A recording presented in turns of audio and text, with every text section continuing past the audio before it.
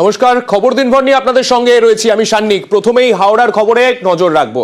এতদিন শুনেছেন কাটমানি কিভাবে নেওয়া হয়। কোনো কাজের ক্ষেত্রে যদি কন্ট্রাক্টর সেই কাজটা পেতে চান তাহলে কাউকে একটা কাটমানি দিতে হবে। হাওড়ার বরগাছিয়ায় সেই কাটমানির ভিডিও দেখুন। কাটমানি নেয়ার ক্ষেত্রে যে দরাদরি হবে, সেই দরাদরির ক্ষেত্রে কিভাবে সেই দরাদরি হয় সেই ছবি দেখুন। সে যা হয় আমার মিস্ত্রি যা ইঞ্জিনিয়ার দেবে তা করব। ইঞ্জিনিয়ার কাজ জমা দে। করি না কিভাবে কাজগুলো আমাকে জমা দে। করি না আমাকে জমা দে। আর 3 লাখ টাকাই তো 30,000 টাকা আমাদের দিয়ে যাবে। 30,000 টাকা প্রধানকে দিয়ে যাবে। প্রধানকে 15% লেস নেই, 18% লেস মেরে মানে প্রধানকে 30,000 টাকা দেবো। দরকার নেই তো 30,000 টাকা দেবো। আগে শুনে দিলাম। আর কিন্তু ঘুম গায়ে চলবে না। কাজ যেমন আছে তেমন থাক। কি বলছেন বলবেন তো। রাস্তা আবার হাইটের রাস্তা সে যা হয় আমার মিস্ত্রি যা ইঞ্জিনিয়ার দেবে তা করব। ইঞ্জিনিয়ার কাজ মেপে নেবে। প্রধানের কি দাবি আছে সেইটা প্রধানের থেকে শুনবো। প্রধানের সদস্য যেটা বলেছে সেটাই শেষ, তাই তো? 30,000 টাকা না বলুন না, আপনার কথাটা শুনবো তো। 30,000 তো আমি দিতেই পারবো না। আর 30,000 তো আমি দিতেই পারবো না। কোন কন্ট্রাক্টর দিতে পারবে না পারবে তার ব্যাপার। আমি কাজ তুলবো কেন? কাজ তুলতে যাবো আমি? খামখাই তোর কথায় কাজ তুলে নেবো? আমি কাজ কেন তোর কথা? আমি টাকা দেবো না, কাজ করবো। আমি খামখাই তোর কথায় কাজ তুলে নেবো? এটা পুরোটাই মিথ্যা কথা। এই সব কাজ করে বেড়াচ্ছে আমাদের উপপ্রধান সাহেব যিনি আছেন। উনি গুন্ডাগিরি করেও মানে প্রত্যেকটা অঞ্চলেও আসে, বন্দুক নিয়েও আসেন। ধমকে ধমকে বন্দুকের ভয় দেখিয়ে কাজগুলো করছেন। এনার টাকা পয়সার দিক দিয়ে এইটা পুরোটাই উনিই করে বেড়াচ্ছেন। আমি এটা আপত্তি করেছেন বলে কালকে উনি আমার উপর আক্রমণ করেছেন এবং আমার উপরে প্রাণনাশকে হুমকিও দিয়েছেন। ভাইরাল ভিডিওতে আমরা স্পষ্ট দেখতে পাচ্ছি সেখানে দরাদরি চলছে। কত টাকা দিতে হবে সদস্যর সঙ্গে কথা হয়ে গেছে, পঞ্চায়েত প্রধানও তাতে সায় দিচ্ছেন, কিন্তু আবার যখন আমরা পৌঁছলাম সেই অস্বীকার। যাই হোক, দেবাশিস রয়েছেন আমাদের সঙ্গে, দেবাশিসের কাছে যাই। দেবাশিস, একটা বিষয়, এই যে গোটা বিষয়টা যে এই আলোচনা চলছে, আমরা সেই ভাইরাল ভিডিও দেখলাম, পঞ্চায়েত প্রধান তারপর পুরো বিষয়টা অস্বীকার করলেন। তোমার থেকে একটু জানতে চাইবো মূলত কি হয়েছিল, কি নিয়ে এই টাকা পয়সার এই লেনদেনের কথা হচ্ছিল?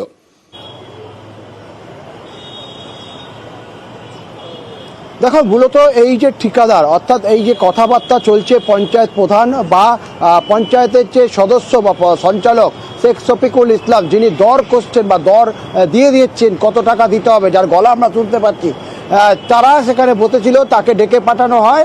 একটি 3 লাখ টাকার নিকাশি নালা অর্থাৎ পঞ্চায়েতের নর্দমা তৈরির কাজ ছিল। সেই 3 লাখ টাকা টেন্ডার করে যখন তিনি কাজ পান, সেই কাজ যদি তাকে পেতে হয় সেক্ষেত্রে তাকে দিতে হবে 18% অথবা পরবর্তীকালে দর কষাকষি করে সেটা 30,000 টাকাতে দাঁড়ায়। বারবার করে যে ঠিকাদার সে কিন্তু বলছিল যে এত টাকা দিলে সে কাজ করতে পারবে না। সেখানেও কিন্তু বাধ্যতা করা হয় যে যদি সে কাজ টাকা না দেয় তাহলে যেন সে কাজটা ছেড়ে দেয়, অন্য ঠিকাদারকে দেওয়া হবে। এবং এই যে দর কষাকষি তাতে কিন্তু পঞ্চায়েত প্রধানের সামনে হয় এবং পঞ্চায়েত প্রধান এই যে পঞ্চায়েতের যে সঞ্চালক, যে শিল্প সঞ্চালক, তার কথায় কিন্তু সম্মতি জানায়। অর্থাৎ প্রধান তিনি জানান যে তাকে 30,000 টাকা দিতে হবে যদি কাজ করতে হয়। এমনকি ঠিকাদার এটাও বলে যে তাদের একটি রেট ফিক্সড করা আছে। 6 জন ঠিকাদার ওই পঞ্চায়েতে কাজ করেন, যাদের রেট ফিক্সড করা আছে 10% যে কোনো কাজের আওতায় দিতে হয়। ফলে তার পার্সেন্টেজ যদি বাড়াতে হয় তাহলে সেক্ষেত্রে 6 জনের সঙ্গে বৈঠক করে একেবারে বলতে পারো যে পুরো রেড কার্ড নিয়ে এই পুরো সবকিছু চলে। ঠিক আছে, আমি দেবাশিসের কাছে আবারও যাব। দেবাশিস, সঙ্গে থাকো। আরেকজন অভিযোগকারী ওই একই পঞ্চায়েত, কিন্তু সেই পঞ্চায়েত আলাদা নয়, একই পঞ্চায়েতের অন্য আধিকারিকের বিরুদ্ধে তার আবার অভিযোগ তিনি আবার অন্য ক্ষেত্রে আবার টাকা নিচ্ছেন। কি ক্ষেত্রে, তার বক্তব্য শুনুন।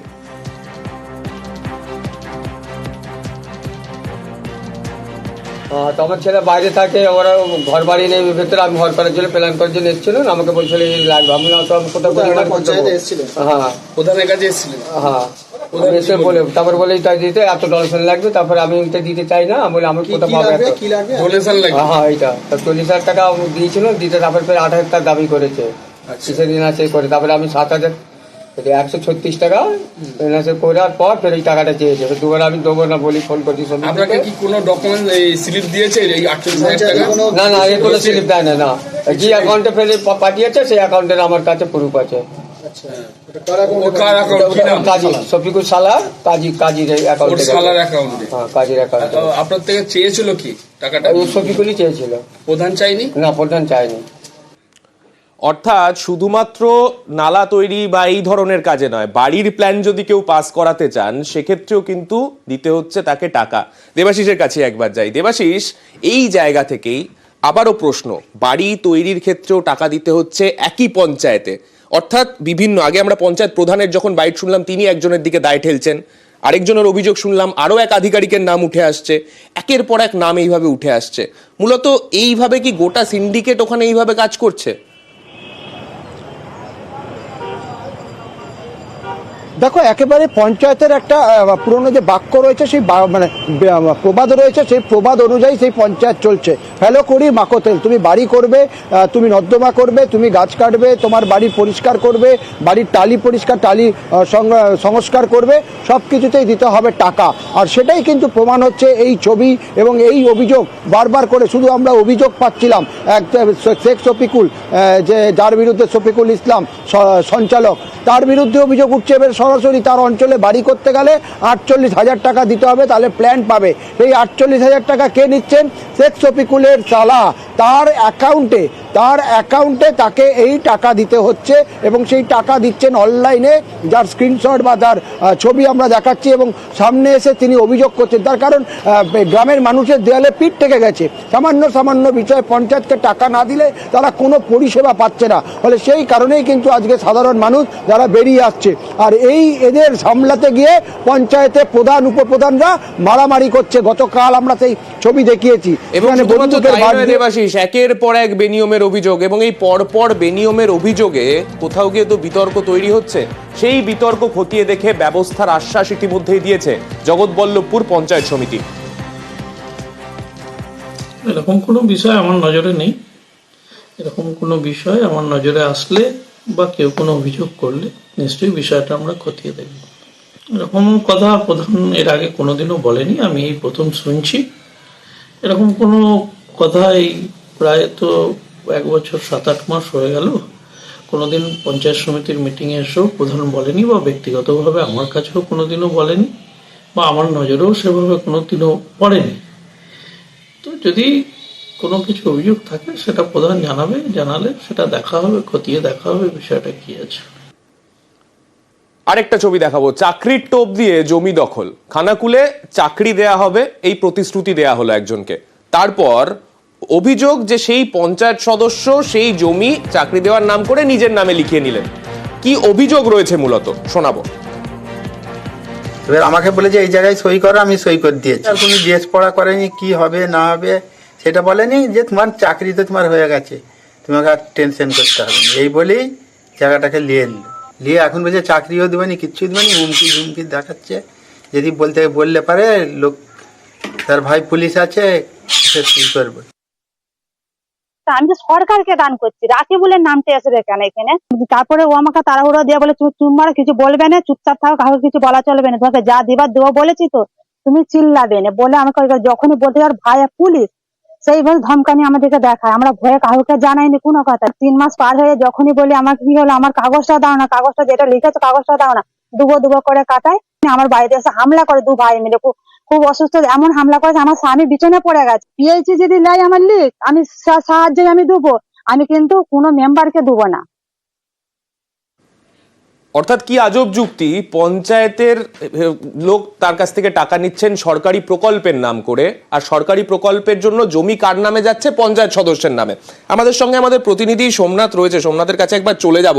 সোমনাথ, এই বিষয়টা থেকে তোমাকে একটু জিজ্ঞাসা করতে চাইবো, এই যে গোটা তাকে এইভাবে প্রতারণা করা হলো, পঞ্চায়েত সদস্য তিনি কি এই ধরনের কাজের সঙ্গে আগেও যুক্ত ছিলেন? মানে তার নাম কি এর আগেও জড়িয়েছে, নাকি এটাই তার নামে এরকম অভিযোগ প্রথম উঠছে? দেখো, এই অভিযোগ কিন্তু প্রথম এবার এই সামনে আসছে এই ধরনের অভিযোগ।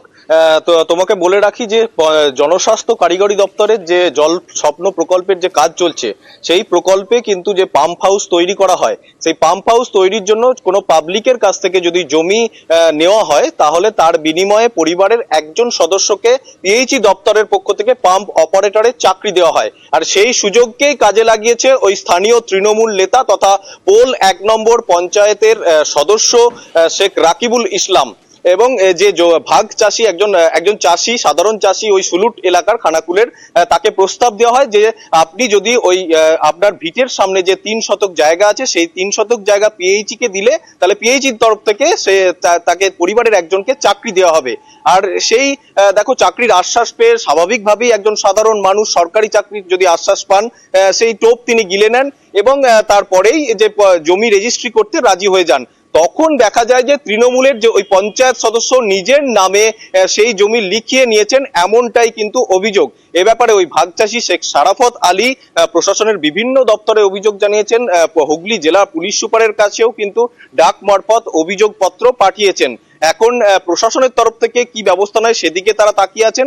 এ বিষয়ে পোল 1 নম্বর পঞ্চায়েতের যে উপপ্রধান, তিনি কিন্তু তদন্তের আশ্বাস দিয়েছেন এবং তিনি জানিয়েছেন যে সাধারণ মানুষ যাতে কোনোভাবে প্রতারিত না হন সেই বিষয়টি তিনি দেখবেন এবং তৃণমূল নেতার এই কাজ দল কোনোভাবেই সমর্থন করে না। সান্নি, বেশ, ধন্যবাদ। হ্যাঁ, পিএইচি প্রকল্পের জন্য নিয়েছিলাম। আমি ওনাকে এটা বলিনি যে আমি পিএইচি প্রকল্পের জন্য নিচ্ছি। আমি আমার পার্সোনাল কাজের জন্য দাবি করেছি যে আমার জায়গা লাগবে, আপনি যদি বিক্রি করতে ইচ্ছুক হন করবেন। তো উনি টাকার বিনিময়ে জায়গা বিক্রি করেছে। আমি জায়গা কিনে আমি সেখানটায় চাকরি পাবো কি, সেটা তো আমার পার্সোনাল ব্যাপার টোটালটাই। তো ওই একটা লোভে, তাছাড়া এর পেছনে অনেকগুলো ব্যক্তি আছে যারা মিলে এই জিনিসটাকে যাতে পিএইচিটা ওখানে না হয়, আমি এই বিষয়টা নিয়ে আমি আইনের দ্বারস্থ হব। তো আমি দলে যেখানে জানাবো এবং প্রশাসনিকভাবেও আমি জানিয়েছি যাতে সঠিক তদন্তটা করা হোক এবং সেই মানুষটা যেন ন্যায় বিচার পায়। কেন একটা পিএইচই একটা এত বড় প্রজেক্ট, তাই একটা মানুষের একটা প্রতিনিধির জন্য সেই প্রজেক্ট বন্ধ হয়ে যাক, এটা আমরা চাইনি এবং ওই যে সাধারণ মানুষ সেও যেন ন্যায় বিচার পায়। এটা তো তৃণমূল কংগ্রেসের কালচার। পিএইচির কাজ দেবার নাম করে যে জায়গা দাও কাজ দেবো, সেই জায়গাটা তৃণমূল কংগ্রেসের পঞ্চায়েত সদস্য তার নিজের নামে লিখিয়ে নিচ্ছে। তৃণমূল কংগ্রেসের সার্টিফিকেটটা নিজের হাতে নিয়ে আগাগোড়া দুর্নীতি করছে এবং সাধারণ মানুষকে সর্বশান্ত করছে। এইসব নেতাদের ইমিডিয়েট পুলিশ ইনভেস্টিগেশন করে অ্যারেস্ট করে এদের সাজা দেওয়া দরকার আছে।